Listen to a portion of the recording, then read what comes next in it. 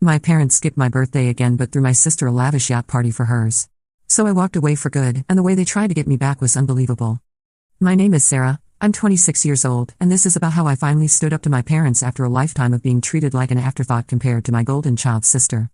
To understand the full scope of what happened, you need some background. My parents, David and Linda, are successful real estate developers who built their business from scratch. They're not billionaires, but they're definitely wealthy enough to afford multiple homes, luxury cars, and expensive vacations. My sister Jessica is 23, 3 years younger than me, and she's been the apple of their eye since the day she was born. Growing up, the favoritism was subtle at first. Jessica got the bigger bedroom because she needs more space for all her activities. When we both wanted to take piano lessons, somehow there was only budget for Jessica's lessons because I was already doing well in school and didn't need extra enrichment. When it came time for college, Jessica got a brand new BMW for her 18th birthday and a full ride to her dream school. I got a used Honda Civic and was told I needed to earn my way through state school with scholarships and part-time jobs. I convinced myself that this was just how families worked. Maybe I was more independent, maybe they knew I could handle more responsibility. I graduated summa cum laude with a degree in marketing, landed a great job at a tech startup, and moved into my own apartment. I was proud of what I'd accomplished on my own, but part of me always craved my parents' recognition. The birthday thing started when I turned 21. Jessica had just turned 18, and my parents threw her this massive party at their country club. I'm talking about a $15,000 event with a live band, professional photographers, and over 100 guests. It was beautiful, and I was genuinely happy for her. When my 21st birthday came around 2 months later, my parents took me to dinner at a nice restaurant. Just the four of us. Don't get me wrong, it was a lovely evening, but the contrast was stark. This pattern continued year after year. Jessica's 19th birthday, weekend trip to Napa Valley with her college friends, all expenses paid by mom and dad. My 22nd, dinner at home with takeout pizza. Jessica's 20th, surprise party with all her friends at a rented mansion. My 23rd, lunch at a chain restaurant because they forgot to make reservations anywhere else. I started to expect it, honestly. I'd plan my own birthday celebrations with friends, and my parents would show up for an hour or two, take some photos for social media, and leave early because they had other commitments. Meanwhile, Jessica's birthday was always a week-long celebration with multiple events, expensive gifts, and undivided parental attention. 2 years ago was when I should have seen the writing on the wall, but last year was my true breaking point. Jessica turned 23 on June 15th, and I kid you not, my parents chartered a yacht for her birthday party. A yacht. They invited 50 of her closest friends, hired a catering company, and even flew in her college roommate from across the country. The party lasted from noon until midnight, with jet skiing, a professional DJ, and a fireworks show that probably cost more than my annual salary. I wasn't even invited initially. I found out about it through Jessica's Instagram stories. When I called my mom to ask about it, she got flustered and said, "Oh honey, of course you're invited. I just assumed you'd be busy with work." Busy with work. On a Saturday. When they'd known about Jessica's birthday for, I don't know, 23 years.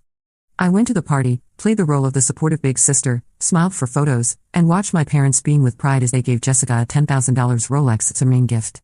I left early, claiming I had a headache, but really I just couldn't watch another minute of the Jessica worship. My birthday was coming up on August 20th, just 2 months later. I was turning 26, which felt like a milestone to me.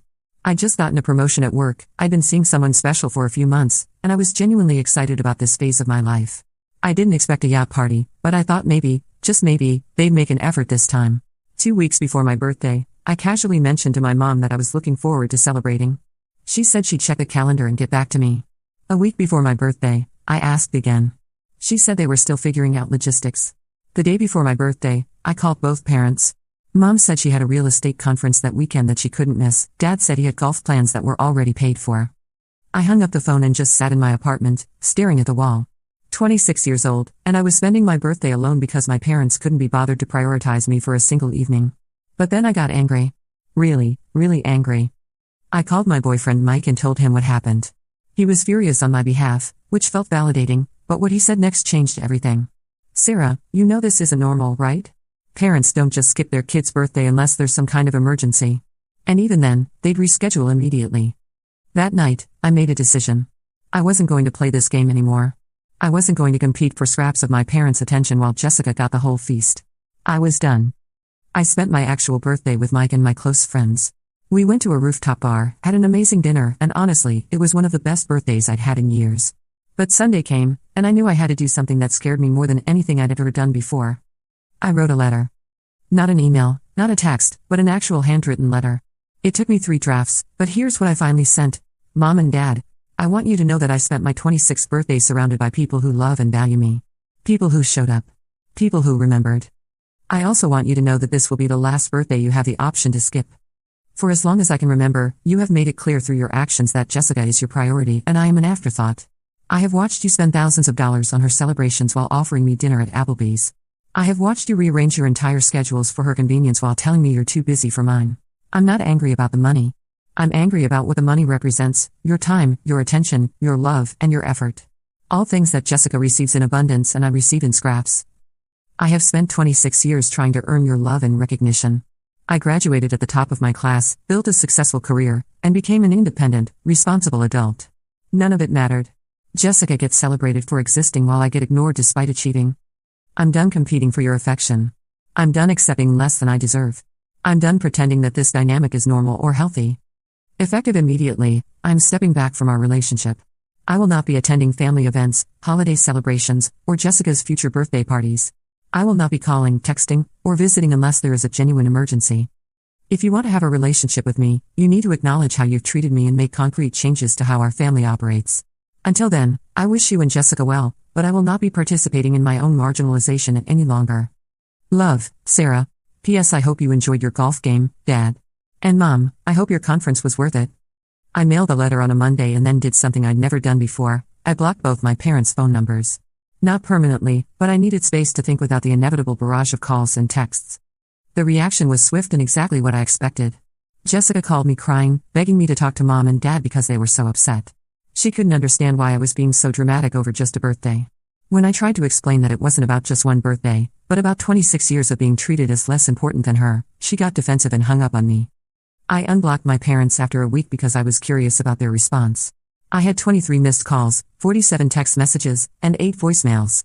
The messages ranged from confused, "Honey, we don't understand what you mean," to dismissive, "You're overreacting and being childish," to angry, "How dare you write such a hurtful letter to your mother?" But not one of them was an apology. The holidays came and went. I spent Thanksgiving with Mike's family and Christmas with my college roommate's family in Colorado. It was strange but liberating to be part of celebrations where I felt genuinely wanted and included. My parents sent me expensive Christmas gifts, a designer purse, high-end skincare products, and a gift certificate to an upscale spa. No card, no note, just expensive items that felt like bribes. I donated everything to a women's shelter. Spring came, and I was honestly doing really well. My relationship with Mike was getting serious, my career was thriving, and I felt lighter without the constant disappointment of my family dynamic. I'd made new friends through work and hobbies, and I was building the kind of supportive community I'd always wanted. Then Jessica's next birthday rolled around again. I know this because my Facebook and Instagram feeds were flooded with posts from the event. This year, my parents had rented out an entire private beach resort for a long weekend. They flew in 30 of Jessica's closest friends and family members, hired a professional photographer for a styled photo shoot, and gave her a brand new Tesla as a birthday gift. The post showed helicopter rides, private beach dinners, and what looked like a coordinated professional music video of Jessica's birthday weekend experience. The estimated cost, based on what I could see in the photos and my knowledge of my parents' spending habits, was probably close to $80,000. I felt sick looking at it, not because I wanted a party like that, but because it was such a slap in the face. Here was proof, documented for all of social media to see, that my parents absolutely had the time, energy, and resources to throw elaborate celebrations. They just chose not to do it for me. But what happened next was what really pushed me over the edge. 2 weeks after Jessica's beach resort extravaganza, I got a call from an unknown number. It was my Aunt Rachel, my mom's sister, who I'd always been close to growing up but hadn't spoken to much in recent years. "Sarah, honey, I need to talk to you about what's going on with your parents," she said, sounding stressed. Apparently, my parents had been calling all of our extended family members, telling them that I had cut them off for no reason and was having some kind of mental health crisis. They were asking family members to talk sense into me and convince me to come home and apologize. But here's the kicker, they were also telling people that they had no idea why I was upset and that my letter had come out of nowhere with completely false accusations. Aunt Rachel had been at Jessica's beach resort party. She'd seen the extravagance firsthand, and she'd also been at enough family gatherings over the years to witness the differential treatment. She wasn't buying their innocent act. "Sarah, I've watched this dynamic for years and always felt uncomfortable about it, but I thought it wasn't my place to say anything," she told me. "But what they're doing now, trying to make you look unstable to the whole family, that's not right. I wanted you to know what they're saying so you can defend yourself." I was furious. It was bad enough that they couldn't acknowledge their behavior, but now they were actively trying to damage my reputation and relationships with other family members. That night, I decided it was time to stop playing defense and start playing offense. I spent the weekend crafting a detailed Facebook post with photo evidence. I used pictures from Jessica's birthday celebrations over the years, contrasted with pictures from my own birthdays. I included screenshots of text conversations where my parents had canceled on me last minute or forgotten about my plans. I laid out the financial disparities in a clear, factual way without being petty or mean-spirited. The post was long, but it was thorough. I explained the pattern of behavior, shared specific examples, and made it clear that this wasn't about jealousy or entitlement, but about basic respect and equality within our family. I ended the post with this: I want to be clear about something. I don't need my parents' money, I don't need expensive parties, and I don't need to be anyone's favorite child. What I needed was to feel valued and prioritized equally to my sister. What I needed was for my parents to show up for me the way they've always shown up for her. I tried for 26 years to earn their attention and respect. I've now spent the last 8 months learning that I can't earn something that should have been freely given. I'm sharing this because my parents are telling people that I've cut them off for no reason and that I'm having mental health issues. This is my reason. This is my truth. And my mental health has never been better than it is now that I've stopped accepting less than I deserve. The response was immediate and overwhelming. Extended family members, family friends, and even some of my parents' colleagues began commenting and private messaging me. It turns out that a lot of people had noticed the favoritism over the years but, like Aunt Rachel, have felt it wasn't their place to say anything. My dad's business partner commented publicly, "Sarah, I've watched you grow into an incredible young woman despite not getting the recognition you deserve at home. Your parents should be proud of who you've become, and I hope they can see that before it's too late." One of my mom's college friends sent me a private message: "Honey, I've been to Jessica's parties and always wondered why yours were so different. What you've written here breaks my heart, but I'm proud of you for standing up for yourself." Even some of Jessica's friends reached out privately to say that they'd always thought the treatment was unfair and that they respected me for finally speaking up. But the most surprising response came from my grandmother, my dad's mother, who I thought had always favored Jessica too. She called me directly after seeing my post. "Sarah, I owe you an apology," she said, her voice shaky. "I've been watching this happen for years, and I should have said something to your parents long ago. What they've done to you is wrong, and I'm ashamed that I enabled it by staying quiet." She went on to tell me that she'd actually tried to talk to my parents about the favoritism several times over the years, but they'd always dismissed her concerns or gotten angry at her for interfering. She'd eventually stopped bringing it up to keep peace in the family. "But seeing what you wrote, seeing it all laid out like that, made me realize how much damage their behavior has caused," she said. "I want you to know that I see you, I value you, and I'm proud of the woman you've become. And I'm going to make sure your parents know that their behavior is unacceptable." Within 48 hours of my post going live, I had dozens of messages of support from people who'd witnessed the family dynamic over the years. But I also had radio silence from the 3 people whose responses mattered most: my parents and Jessica. That silence lasted exactly 1 week. Then my parents showed up at my apartment. I came home from work on a Tuesday evening to find them sitting in the lobby of my building, looking uncomfortable and out of place. My doorman, bless him, had refused to let them up without my permission. When I saw them, my first instinct was to turn around and leave. But then I thought about everything I'd been through over the past 8 months, all the growth I'd experienced, and all the support I'd received from people who actually cared about me. I was stronger now. I could handle this conversation. I brought them up to my apartment, and we sat in my living room in the most awkward silence I've ever experienced. Finally, my mother spoke. "Sarah, we read your post," she said, practically spitting out the word post like it was something distasteful. "And?" I replied, keeping my voice calm and level. "And we think you've completely mischaracterized our family and embarrassed us in front of everyone we know," my father jumped in, his voice already rising. I almost laughed. Almost. Here they were, sitting in my apartment after showing up unannounced, and their primary concern was their public image. "So you're not here to apologize," I said. It wasn't a question. "Apologize for what?" my mother asked, genuinely seeming confused. "For loving both our daughters? For doing our best as parents?" That's when I realized they truly didn't get it. They weren't here because they'd had some moment of clarity about their behavior. They weren't here because they missed me or wanted to rebuild our relationship. They were here because I'd made them look bad in front of their community, and they wanted me to take it back. "Let me ask you something," I said, looking directly at both of them. "If you had to estimate how much money you've spent on Jessica's birthdays over the past 5 years, what would that number be?" They looked at each other uncomfortably. "I don't know why that matters," my father said. "Humor me." After some back and forth, they estimated around $100,000. They tried to justify it by saying that Jessica's birthdays had become family events that everyone enjoyed, and that I had never expressed interest in big parties. "Now," I continued, "how much would you estimate you spent on my birthdays in that same time period?" More uncomfortable silence. Finally, my mother whispered, "Maybe $800? "So Jessica gets $100,000 worth of celebration and I get $800, I said. "And you can't understand why I might feel less valued?" But Sarah, you're so independent. My mother exclaimed. You never seem to want those kinds of celebrations. I never seem to want them because you never offered them, I replied. Did you ever ask me what I wanted?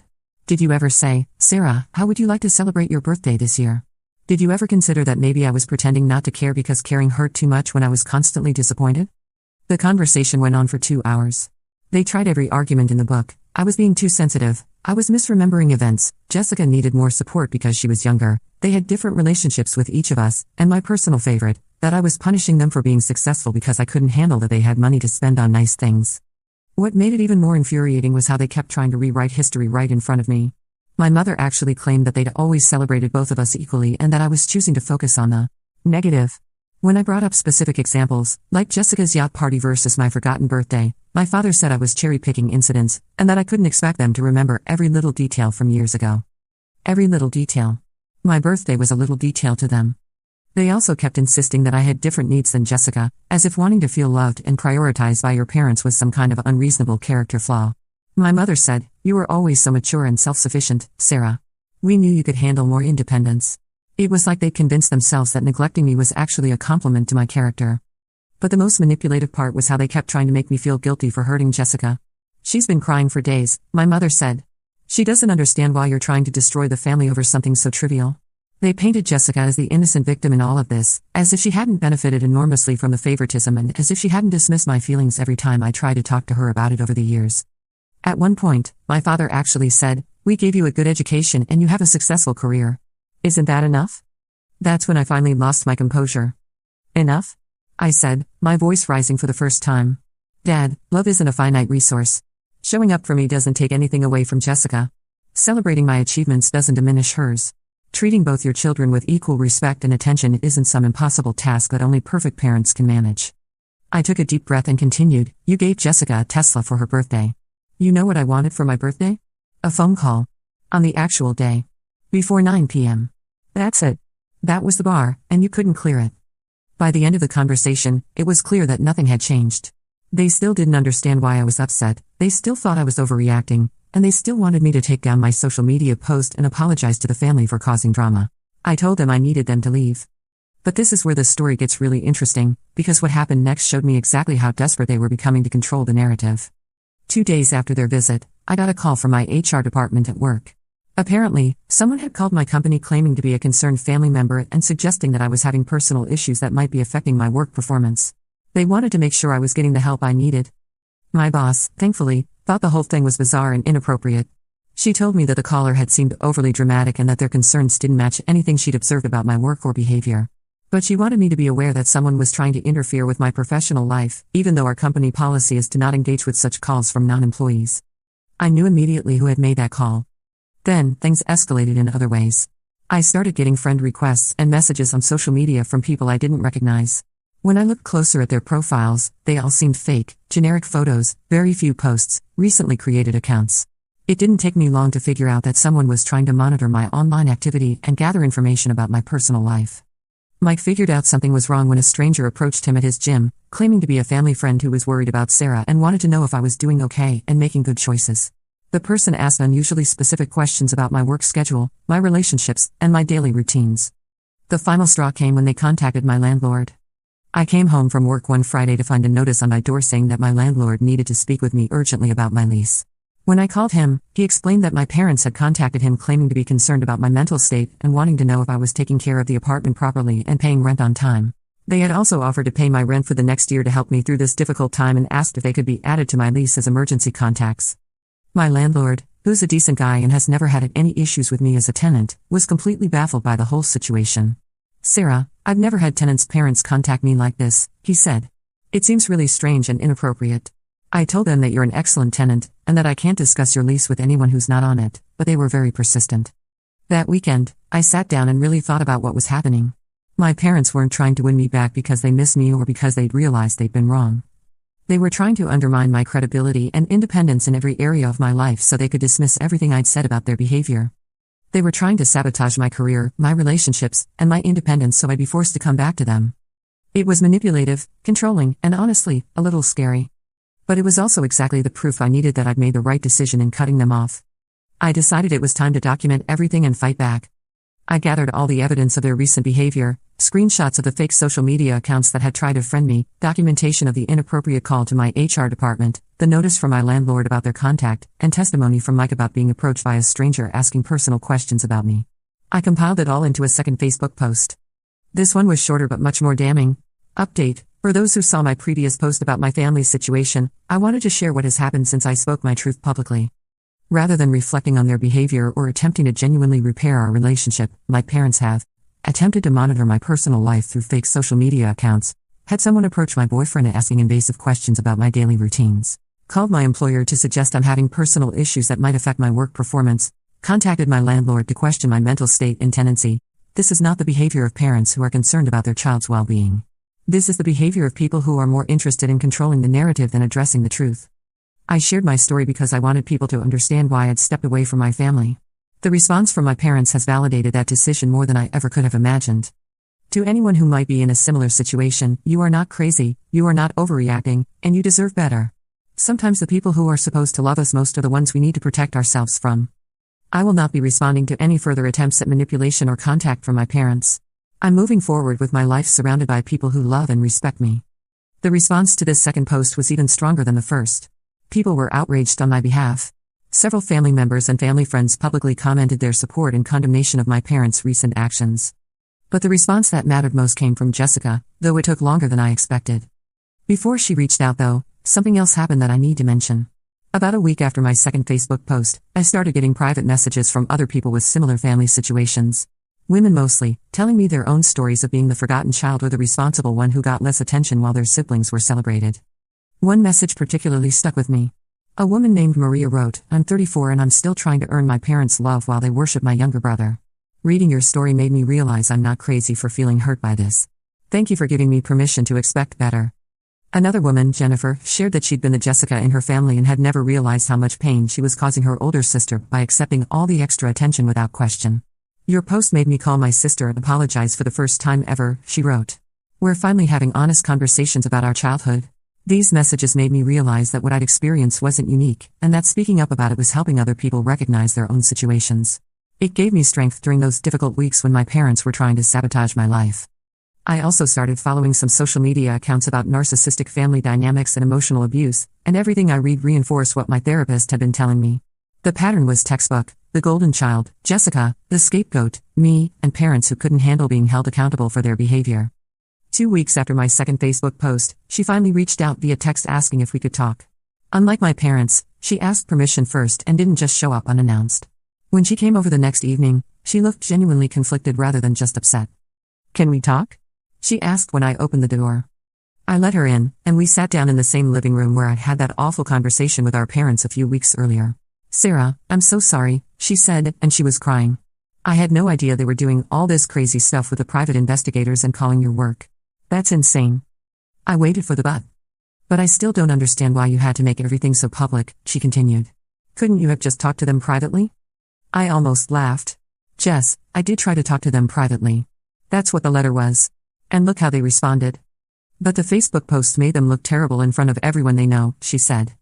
"They made themselves look terrible," I replied. "I just documented what actually happened." We talked for over an hour. Jessica admitted that she'd always known our parents treated us differently, but she convinced herself that it was because I was more independent and didn't need as much support. "I thought you preferred it that way," she said. "How could I prefer being ignored?" I asked her. That question seemed to really hit her. She was quiet for a long time, and then she said something that surprised me. I think I knew it wasn't fair. But I liked being special. I liked being their favorite. And I didn't want to rock the boat because I was scared they might stop treating me that way." It was the first time Jessica had ever acknowledged the favoritism directly, and it was the first time she'd ever expressed any understanding of how it had affected me.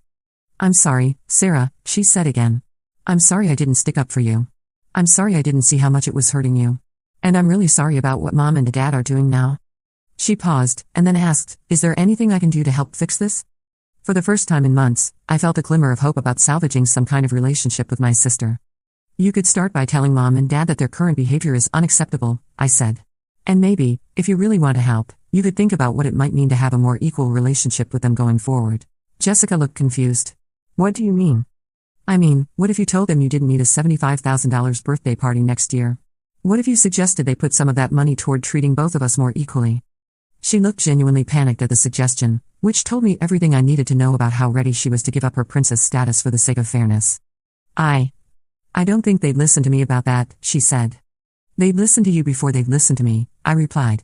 You have all the power in this family, Jess. The question is what you're going to do with it. She left that day promising to think about everything I'd said and to tell our parents to stop their harassment campaign against me. A week later, I got a text from her. I told them to stop with the pie stuff and leave you alone. They said they would. I'm still thinking about the other stuff we talked about. It wasn't everything I'd hoped for, but it was something. Meanwhile, the harassment did stop. No more strange friend requests, no more mysterious phone calls to my workplace, no more weird conversations with my landlord. But I also didn't hear anything else from my parents. As I'm writing this, it's been 14 months since I sent that first letter. In that time, I've built a stronger relationship with Mike. We moved in together 6 months ago, I've gotten another promotion at work, and I've cultivated friendships with people who value me and show up for me consistently. I've also started going to therapy, not because there's anything wrong with me, but because I wanted to process the grief of losing the parents I'd always hoped to have and learn better patterns for my future relationships. My therapist helped me understand that what I experienced was a form of emotional abuse called scapegoating and that my parents' recent behavior was typical of abusers who lose control over their victims. She also helped me see that my decision to set boundaries wasn't selfish or cruel, but necessary for my mental health and self-respect. I still love my parents. I probably always will. But I've learned that loving someone doesn't mean accepting treatment that damages your self-worth. I've also learned that family isn't just about blood relations. The people who've supported me through this past year, who've celebrated my victories and comforted me through the difficult moments, who've shown up for me consistently without being asked, those people are my real family. As for Jessica, we text occasionally now. She's never followed through on challenging our parents' behavior, but she has acknowledged that the way they treated me wasn't fair. It's not the sisterly relationship I once hoped for, but it's honest, which is more than we had before. A few months ago, I heard through Aunt Rachel that my parents have been telling people I'll come around eventually and that this is just a phase I'm going through. They seem to genuinely believe that if they wait long enough, I'll get tired of being independent and come back begging for their attention. Aunt Rachel also told me something interesting that happened at a family wedding recently. Apparently, several people asked my parents where I was, and when they gave their usual "Sarah's going through a difficult time" explanation, my cousin Mark spoke up and said, "Actually, I think Sarah's doing great. I saw her social media posts about the family's situation, and it sounds like she's finally standing up for herself." Other family members apparently nodded in agreement, and my parents were visibly uncomfortable. It seems like their narrative about me having a breakdown isn't sticking with people who actually know me. Most of our extended family has figured out that there are two sides to this story, and they're not automatically taking my parents' word for everything anymore. I've also learned through the grapevine that Jessica's most recent birthday wasn't quite as extravagant as the previous ones. Not because my parents suddenly developed a sense of equality, but because the optics became problematic after my Facebook posts gained so much attention. Apparently, spending $80,000 on one daughter's birthday party looks a lot worse when hundreds of people online know you regularly skip the other daughter's birthday entirely. It's not progress exactly, but it's something. They don't understand that I'm not coming back because I don't need to anymore. I've found my worth outside of their approval, and I've built a life filled with people who celebrate me not despite who I am, but because of who I am. My birthday 2 months ago was incredible. Mike surprised me with a weekend trip to the mountains with all our closest friends. We went hiking, had a bonfire, told stories, and laughed until my cheeks hurt. It was simple and perfect and everything I'd ever wanted a birthday celebration to be. I didn't get a single call or text from my parents. And for the first time in my life, that felt like freedom instead of abandonment. To anyone who might be reading this and seeing themselves in my story, you deserve better. You deserve to be valued, prioritized, and celebrated by the people who claim to love you. You don't have to accept less than you deserve just because it's coming from family. And sometimes, the most loving thing you can do for yourself is walk away from people who can't love you the way you need to be loved, even if those people gave you life. I'm still Sarah.